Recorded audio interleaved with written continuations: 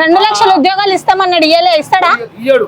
రేవంత్ రెడ్డి భవిష్యత్తు అంతా సర్వనాశనమే చేస్తాడు. ఆయన చెప్తున్నా కదా, ఆయన గెలిచినా కానీ ప్రశాంతం లేదు, కానీ గెలిస్తే చాలా నష్టం జరుగుతుందని చెప్తారు. కాంగ్రెస్ ప్రభుత్వం ఈ మన జూబ్లీహిల్స్ లో రేవంత్ రెడ్డి ఓడిపోతాడు గెలవడు. ఎవరు నమ్మరు, జూబ్లీహిల్స్ లో ప్రజలు ఎవరు నమ్మరు, ఆయన ఎవరు నమ్మరు, ఎవరు ఆయన మాటలు వినరు. ఇప్పుడు ప్రజలు కూడా అందరూ ఆయన మీద చాలా కన్ను ఉంది, కానీ ఆ ప్రజల వల్ల కూడా ఈయన మాత్రం ఓడిపోతాడు. మన జూబ్లీహిల్స్ మనకు తగ్గుతుంది. అభివృద్ధి కలగది కాబట్టి భవిష్యత్తులో అయితే బరాబర్ జూబ్లీహిల్స్ లో కాంగ్రెస్ అయితే ఓడిపోతుంది. మాటలు చెప్పి అన్ని డూప్లికేట్ మాటలు.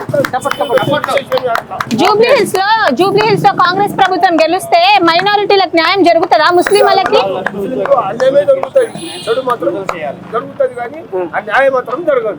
మరి మొన్న మంత్రి పదవి ఇచ్చిండు ముస్లింలకి, అది జూబ్లీహిల్స్ లో ముస్లిం ఓట్లు దొండుకోవాలనే కదా, అది దండుకోవాలి, మోసం చేయాలి.